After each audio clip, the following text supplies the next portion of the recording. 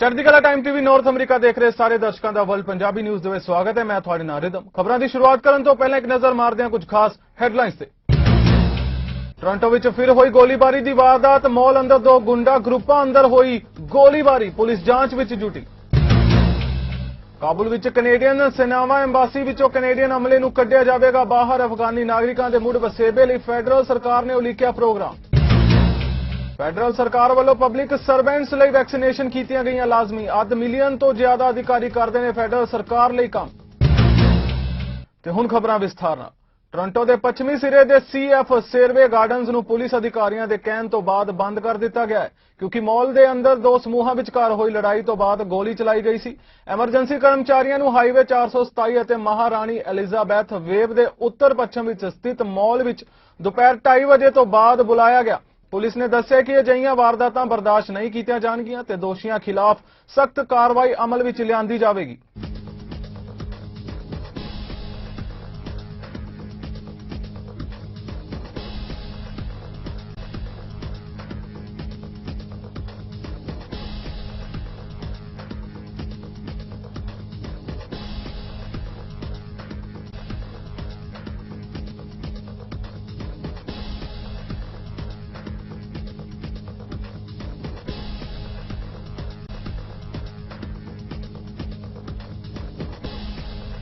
Stoppers if they would like to remain anonymous. We would also ask members of the public, if you have loved ones who are here at Sherway Gardens, please do not come to this area. As I mentioned, we are conducting a controlled exit of the building now, and that will be happening over the next several minutes. As we do get more information, we will provide an update. I'll do my best to answer any questions that you may have, but that's all the information we have at the moment. Why is the mall still locked down?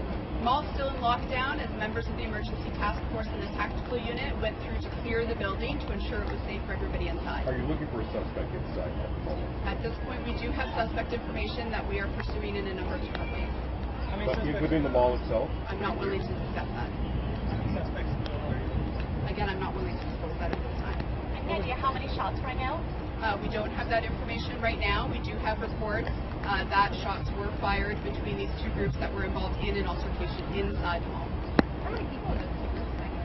I don't have that information right now. Can you tell us where exactly in the mall the shooting happened? I don't have that exact location. It was inside the mall. We have our command post set up just behind me here outside of exit number 3. What was the altercation? Don't have that information.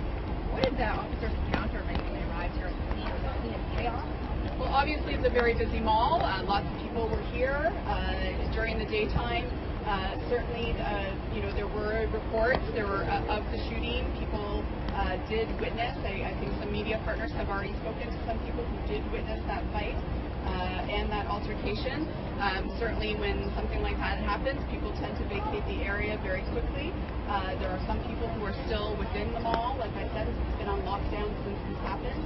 We've had excellent cooperation from the staff here at Sherway Gardens with the help of their security team in helping our officers and the officers from Peel Regional Police do what they need to do. You mentioned there was an altercation or a fight. Was it a verbal altercation or a fight, or was it a physical situation? It was a physical situation. There's two groups of men engaged in a physical fight, and that's what... Yes, shots were fired. Yes. You know how many guns were seen? No, I do not. Come back to the numbers. How many groups on either side? Two groups were involved in the altercation. Two groups of how many? Don't know. Don't How have many that suspects information. are you looking at now?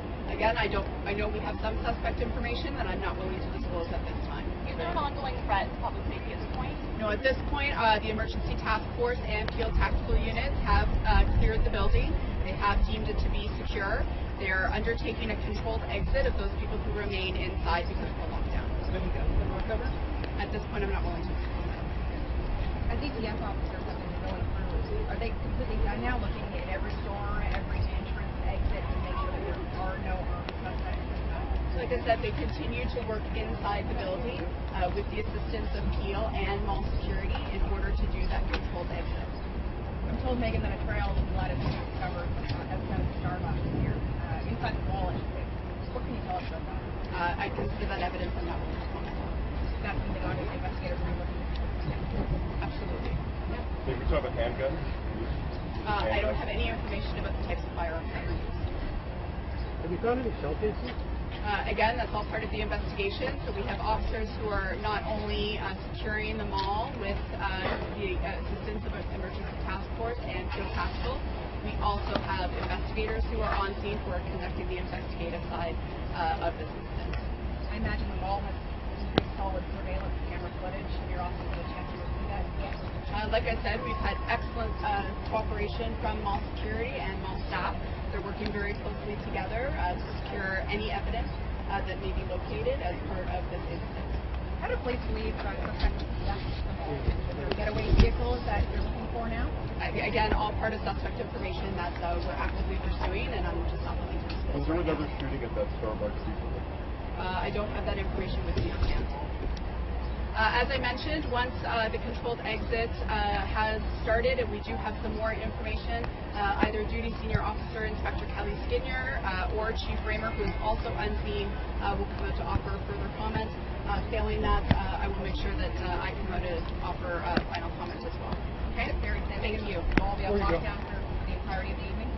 I would say that's fair, but I will double check and bring that to the next update. Thank you. Before I was late, can I just ask you to repeat your initial statement for me?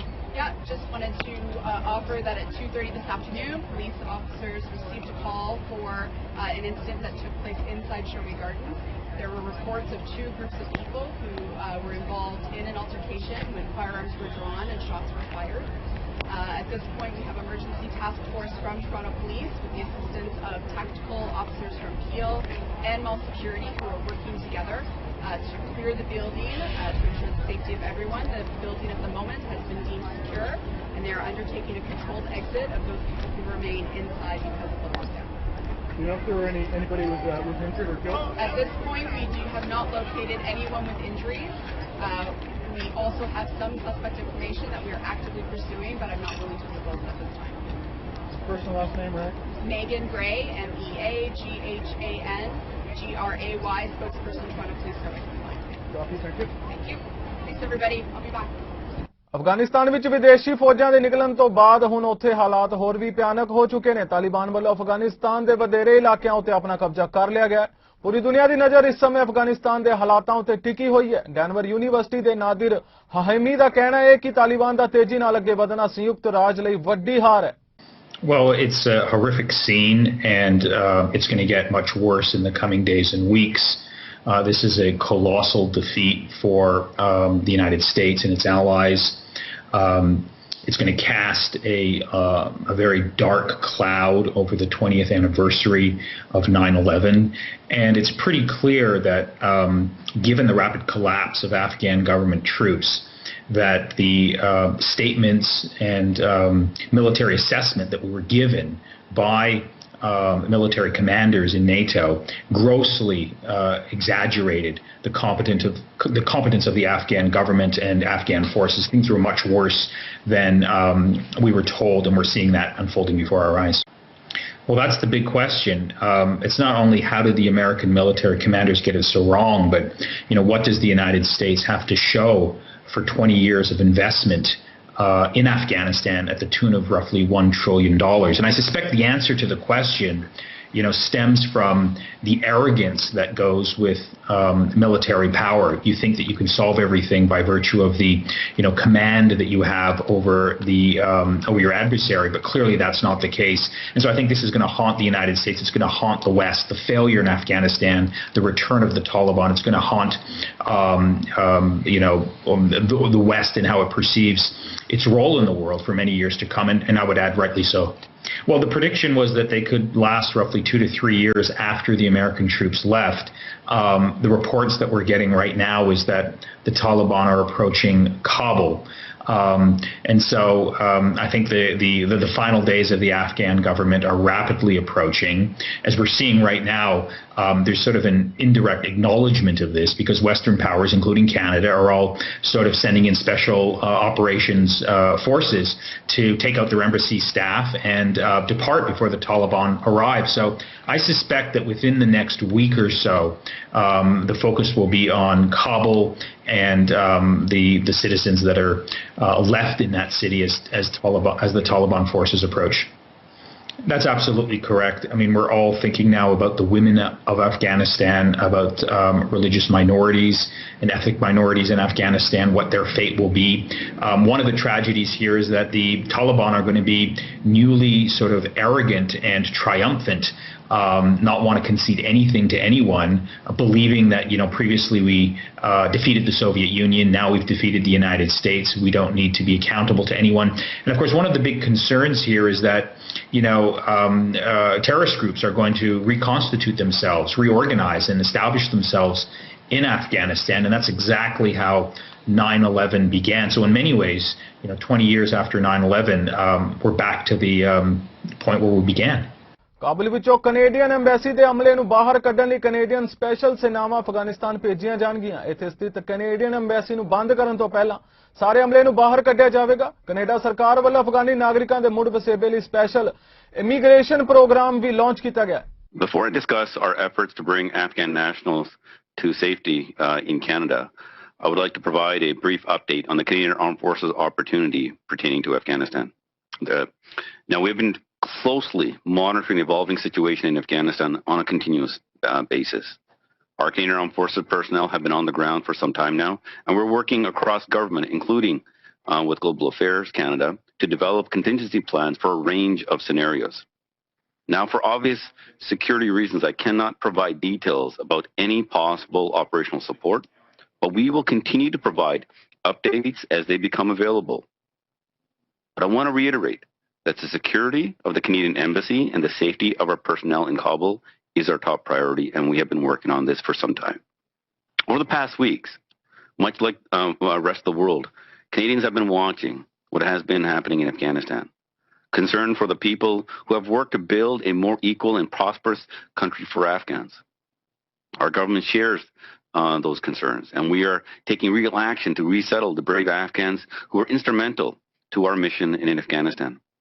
Over the past weeks, our departments have been working quickly to evacuate those individuals and their families who are at significant risk because of their support to Canada and our allies. National Defence has been helping Immigration, Refugees and Citizenship Canada to identify and vet eligible applicants. Since receiving the official request for federal assistance on July 30th, the Canadian Armed Forces have been providing dedicated airlift support and personnel under Operation Aegis. The Royal Canadian Air Force began flight operations with our C-17 Globemasters from 429 Tactical Squadron that brought the first Afghan evacuees safely to Canada. And IRCC officials welcomed them at the Toronto Pearson International Airport at 5:30 p.m. on Wednesday, August 4th, with Minister Mendicino and Monsef there. Canada ਸਰਕਾਰ ਨੇ ਐਲਾਨ ਕੀਤਾ ਕਿ ਉਹਨਾਂ ਵੱਲੋਂ ਸਾਰੇ federal public servants ਲਈ ਪੂਰੀ ਤਰ੍ਹਾਂ ਕੋਵਿਡ-19 ਵੈਕਸੀਨੇਸ਼ਨ ਕਰਵਾਉਣ ਦੀ ਸ਼ਰਤ ਰੱਖੀ ਗਈ ਹੈ। ਇਨਰ ਗਵਰਨਮੈਂਟਲ ਅਫੇਅਰਜ਼ ਮੰਤਰੀ ਡੋਮਿਨਿਕ ਲਿਬਨਾਂਕ ਨੇ ਕਿਹਾ ਕਿ ਫੈਡਰਲ ਪਬਲਿਕ ਸਰਵਿਸ ਵਿੱਚ ਕੰਮ ਕਰਨ ਵਾਲਿਆਂ ਲਈ ਵੈਕਸੀਨੇਸ਼ਨ ਜ਼ਰੂਰੀ ਕਰਨੀ ਚਾਹੁੰਦੇ ਨੇ। ਅੱਧਾ ਮਿਲੀਅਨ ਲੋਕ ਸਿੱਧੇ ਤੌਰ ਉੱਤੇ ਫੈਡਰਲ ਸਰਕਾਰ ਲਈ ਕੰਮ ਕਰਦੇ ਨੇ, ਫਿਰ ਭਾਵੇਂ ਉਹ ਫੌਜ ਹੋਵੇ ਜਾਂ RCMP ਆਦਿ। And as vaccines became readily available, public servants stepped up yet again, with their arms out among the many Canadians who have already been fully vaccinated. That is so important because we continue to face more transmissible and more dangerous variants of concern. Les autorités de santé publique continuent de nous dire que les vaccins sont de loin le meilleur moyen de mettre fin à cette pandémie. Nous le savons. C'est pourquoi nous vous annonçons aujourd'hui que nous exigerons la vaccination dans la fonction publique fédérale. We know that vaccines are the best way to end this pandemic. That is why we are announcing today that we will require vaccinations in the federal public service. We will take the time needed to get this right, but we will also act very quickly. The next step is obviously to engage our key stakeholders, including unions, bargaining agents, to build the details of this strong, mandatory federal vaccination plan. We are targeting implementation early this fall, and we will obviously communicate the details as this work unfolds but this work begins immediately. The Government of Canada has a large workforce and a large reach to help in the fight against COVID-19. It is both our opportunity, but also our duty to lead by example. Nous avons le devoir d'assurer la sécurité de nos employés et de ceux qu'ils servent. British Columbia ਵਿੱਚ ਜੰਗਲੀ ਅੱਗ ਨੇ ਹੁਣ smog ਦਾ ਰੂਪ ਧਾਰਨ ਕਰ ਲਿਆ, ਜਿਸ ਕਾਰਨ ਪ੍ਰੋਵਿੰਸ ਵਾਸੀਆਂ ਨੂੰ ਹੀ ਗਰਮੀ ਦੀ ਤੀਜੀ ਲਹਿਰ ਦਾ ਸੇਕ ਚੱਲਣਾ ਪੈ ਰਿਹਾ ਹੈ। ਵਾਤਾਵਰਣ ਮਾਹਰਾਂ ਅਨੁਸਾਰ ਜੇਕਰ ਸਮਾਂ ਰਹਿੰਦਾ ਇਸ ਉੱਤੇ ਕਾਬੂ ਨਾ ਪਾਇਆ ਗਿਆ ਤਾਂ ਆਉਣ ਵਾਲੇ ਸਮੇਂ ਵਿੱਚ ਇੱਥੋਂ ਦੇ ਤਾਪਮਾਨ ਵਿੱਚ ਵਾਧਾ ਹੋਵੇਗਾ। ਕਈ ਇਲਾਕਿਆਂ ਵਿੱਚ ਪਾਣੀ ਦੀ ਘਾਟ ਹੋਣ ਕਾਰਨ ਸਥਿਤੀ ਹੋਰ ਵੀ ਖਰਾਬ ਹੁੰਦੀ ਜਾ ਰਹੀ ਹੈ। Very, very smoky, very difficult breathing if you have some issues, as I do, and also getting to be very, very hot. But the heat is pretty bad, yeah. It's like, it feels really like suffocating. With the air quality, obviously we have to watch our time outside, right? It's a high risk of mortality amongst people if they don't take precaution. People should not be worried about going to cooling centers, regardless of how many people are there. You don't have to worry about physically distancing. Do not wear a mask if you're having trouble breathing. Do not be afraid to go and check on your neighbor.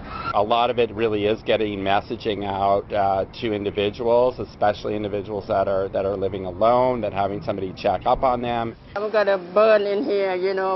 It was so hot, you know, but I have to. You have to make a living. Yeah, make a living, but which is very difficult. I wouldn't want to be stuck out in this heat wearing a fur coat. I like the mist, but I hate the heat. So we make sure that we're proactive, ensuring that we have water ready, that we have cooling stations ready, that we are moving vulnerable folks that need to be moved to other housing or different rooms, that they can have more ventilation as well. That's what we saw at the end of June, was just massive die-offs of mussels and seaweeds. It's like getting a sunburn and then not letting that heal and getting another sunburn. We'll have to see if this one does more damage. Canada ਵਿੱਚ ਚੋਣਾਂ ਦੇ ਐਲਾਨ ਤੋਂ ਪਹਿਲਾਂ federal ਸਰਕਾਰ ਵੱਲੋਂ ਧੜਾਧੜ funding ਦਾ ਐਲਾਨ ਕੀਤਾ ਜਾ ਰਿਹਾ ਹੈ, ਜਿਸ ਤਹਿਤ ਹੁਣ ਬ੍ਰਿਟਿਸ਼ ਕੋਲੰਬੀਆ ਵਿੱਚ ਲੌਂਗ ਟਰਮ ਕੇਅਰਜ਼ ਸੈਂਟਰਾਂ ਲਈ ਫੰਡਿੰਗ ਦਾ ਐਲਾਨ ਕੀਤਾ ਗਿਆ। ਇਹ ਐਲਾਨ federal economic development minister ਟੈਰੀ beach ਨੇ ਕੀਤਾ। For the people who live and work in long-term care facilities and their families, that question is particularly poignant. I represent Burnaby and North Vancouver, and some of the care facilities that were first affected, dramatically affected, were right here in our own community, in our backyard. From deadly outbreaks to staffing shortages to the isolation of prolonged lockdowns, long-term care workers and residents have suffered immeasurably during the pandemic. The situation has shown us exactly where we fall short, namely infection prevention and control, staffing, infrastructure, and testing. This is why we made a commitment to Canadians to do all we can to address the systemic problems that put our seniors at risk. To address the immediate needs in some facilities, the Canadian Armed Forces helped in the provinces of Quebec and Ontario, and I think we collectively hope that's something that we don't have to do in the future because of the action that we're taking. The federal government provided funding for personal protective equipment and to raise wages of essential workers. And I can tell for everybody here, this is quite personal for me, not just because of the members of our community that are affected, but my mother works in care, and my sister is a nurse, and my grandma was also a nurse. So when there are situations where we're not delivering up to our potential, I hear from my family members directly. To address these gaps, we are also committing up to $1 billion through what is called the Safe Long-Term Care Fund, announced in the 2020 Fall Economic Statement. We created this fund to work with provinces and territories because to do better, we know that we have to work together. And so today, I am very proud to announce an agreement between the federal government and British Columbia for safe long-term care in this province. With the agreement, British Columbia is receiving close to $134 million to invest in priority initiatives. For residents in this province, this means more single-bed rooms in long-term care facilities. America Canada border ਤੇ commercial transport truck travels ਵਿੱਚ ਲੁਕਾ ਕੇ ਲਿਜਾਈ ਜਾ ਰਹੀ 83 kilo cocaine ਨਾਲ Brampton ਦੇ ਇੱਕ 46 ਸਾਲਾ truck driver Gurdeep Singh Mangar ਨੂੰ ਕੈਨੇਡੀਅਨ ਬਾਰਡਰ ਅਧਿਕਾਰੀਆਂ ਤੇ ਆਰਸੀਐਮਪੀ ਵੱਲੋਂ ਗ੍ਰਿਫਤਾਰ ਤੇ ਚਾਰਜ ਕੀਤਾ ਗਿਆ। ਲੰਘੀ 9 ਅਗਸਤ ਵਾਲੇ ਦਿਨ ਅਮਰੀਕਾ ਤੋਂ ਕੈਨੇਡਾ ਦਾਖਲ ਹੋਣ ਸਮੇਂ ਬਰੈਂਪਟਨ ਵਾਸੀ ਗੁਰਦੀਪ ਸਿੰਘ ਮੰਗੜ ਦੇ ਟਰੱਕ ਟਰੈਲਰ ਨੂੰ ਜਦੋਂ ਸੈਕੰਡਰੀ ਇੰਸਪੈਕਸ਼ਨ ਲਈ ਬਾਹਰ ਕੱਢਿਆ ਗਿਆ ਤਾਂ ਜਾਂਚ ਦੌਰਾਨ ਇਹ ਬਰਾਮਦੀ ਹੋਈ ਗੁਰਦੀਪ ਮੰਗੜ ਦੀ ਸਾਰਨੀਆ ਅਦਾਲਤ ਵਿੱਚ ਪੇਸ਼ੀ 19 ਅਗਸਤ ਦੀ ਪਈ ਹੈ। ਇਸ ਮਾਮਲੇ ਦੀ ਹੋਰ ਤਫਤੀਸ਼ RCMP ਵੱਲੋਂ ਕੀਤੀ ਜਾ ਰਹੀ ਹੈ। ਯਾਦ ਰਹੇ ਕੈਨੇਡੀਅਨ ਤੇ ਅਮਰੀਕਨ ਸੁਰੱਖਿਆ ਅਧਿਕਾਰੀਆਂ ਵੱਲੋਂ ਵੱਡੇ ਪੱਧਰ ਤੇ ਨਸ਼ਿਆਂ ਦੀਆਂ ਬਰਾਮਦਗੀਆਂ ਕੀਤੀਆਂ ਜਾ ਰਹੀਆਂ ਨੇ। ਵੈਸਟਜੈਟ ਵੱਲੋਂ ਆਪਣੇ ਪੈਸੇਂਜਰਸ ਨੂੰ ਸਬਰ ਤੋਂ ਕੰਮ ਲੈਣ ਲਈ ਕਿਹਾ ਜਾ ਰਿਹਾ ਹੈ ਕਿਉਂਕਿ 에ਅਰਲਾਈਨਸ ਕੋਲ ਸਟਾਫ ਦੀ ਕਮੀ ਪਾਈ ਜਾ ਰਹੀ ਹੈ। ਪਿਛਲੇ ਸਾਲ ਦਰ ਵੱਟ ਕੇ ਕੱਟਣ ਤੋਂ ਬਾਅਦ ਵੈਸਟਜੈਟ ਦੇ VP ਆਫ ਕਮਿਊਨੀਕੇਸ਼ਨ ਰਿਚਰਡ ਬਾਰਟਰੇਮ ਨੇ ਕਿਹਾ ਕਿ ਉਹ ਜਲਦ ਤੋਂ ਜਲਦ ਸਾਰੇ ਸਟਾਫ ਨੂੰ ਵਾਪਸ ਲਿਆਉਣ ਦੀ ਸੋਚ ਰਹੇ ਨੇ। ਮਹਾਮਾਰੀ ਤੋਂ ਪਹਿਲਾਂ ਵੈਸਟਜੈਟ ਕੋਲ 14,000 ਤੋਂ ਵੱਧ ਕਰਮਚਾਰੀ ਕੰਮ ਕਰਦੇ ਸਨ। ਹੁਣ ਉਹਨਾਂ ਕੋਲ 6,000 ਕਰਮਚਾਰੀ ਕੰਮ ਕਰ ਰਹੇ ਨੇ ਤੇ ਇਸ ਸਾਲ ਦੇ ਅਖੀਰ ਤੱਕ ਉਹਨਾਂ ਕੋਲ 9,000 ਕਰਮਚਾਰੀ ਹੋ ਜਾਣਗੇ। ਉਹਨਾਂ ਇਹ ਵੀ ਕਿਹਾ ਕਿ ਮਹਾਮਾਰੀ ਦੌਰਾਨ ਫਲਾਈਟਸ ਵੀ ਨਾਟਕੀ ਢੰਗ ਨਾਲ ਘਟ ਗਈਆਂ ਨੇ। ਉਹਨਾਂ ਕਿਹਾ ਕਿ 2019 ਵਿੱਚ ਮਹਾਮਾਰੀ ਤੋਂ ਪਹਿਲਾਂ ਵਾਲੇ ਦੌਰ ਵਿੱਚ ਵੈਸਟਜੈਟ ਦੀਆਂ 700 ਫਲਾਈਟਸ ਇੱਕ ਦਿਨ ਵਿੱਚ ਚੱਲਦੀਆਂ ਸਨ। ਪਿੱਛੇ ਜੇ ਸਾਡੇ ਕੋਲ ਦਿਨ ਦੀਆਂ ਮਸਾਂ 30 ਉਡਾਨਾਂ ਰਹਿ ਗਈਆਂ ਸਨ। ਹੁਣ ਸਾਡੇ ਕੋਲ ਰੋਜ਼ਾਨਾ 350 ਫਲਾਈਟਸ ਨੇ। ਫਿਲਹਾਲ ਵਰਲਡ ਪੰਜਾਬੀ ਨਿਊਜ਼ ਦੇ ਇਸ ਬੁਲੇਟਿਨ ਵਿੱਚ ਇੰਨਾ ਹੀ। ਹੋਰ ਤਾਜ਼ਾ ਖਬਰਾਂ ਲਈ ਤੁਸੀਂ ਵੇਖਦੇ ਰਹੋ ਚੜ੍ਹਦੀ ਕਲਾ ਟਾਈਮ TV ਨਾਰਥ ਅਮਰੀਕਾ। ਮੈਨੂੰ ਰਿਦਮ ਨੂੰ ਦਿਓ ਆਗਿਆ। ਧੰਨਵਾਦ।